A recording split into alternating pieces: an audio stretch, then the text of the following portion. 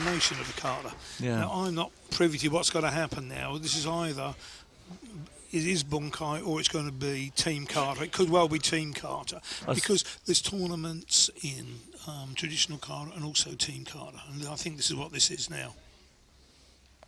I tell you, I saw these guys rehearsing earlier, and they'll do a team kata first, and then they'll turn it into bunkai when they explain every move, and it's fantastic. And that's what you want to see, especially for a program like this, because if you're a kickboxer or maybe a cage fighter, then this would look really strange. But hopefully the bunkai will explain what they're doing. Yeah, it's a great way. I try and get my guys to understand it's a great way that we can all practice our techniques without anyone to practice with. Yes.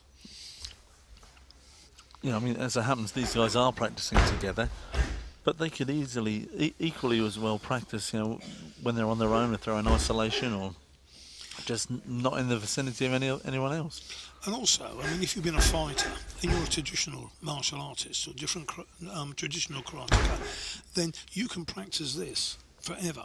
Whereas if you're just a fighter, there comes a point where you can't fight anymore. And that's what I like about this, because you can do kata until you can't move, basically. Absolutely. And yeah, even as you become less able, you can still do it. You don't do it as well, perhaps.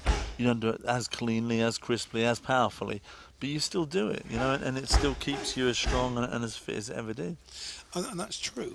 You know, the thing, if you're like a kickboxer and you come to the end of your time, your choice is there. Really, you may just train on your own, hit the bag, this sort of thing. But what you're doing then really is you're just, you know, you become a coach or something like this. Well, these guys can go to the dojo and they can train in their kata. Yeah. No, I don't know.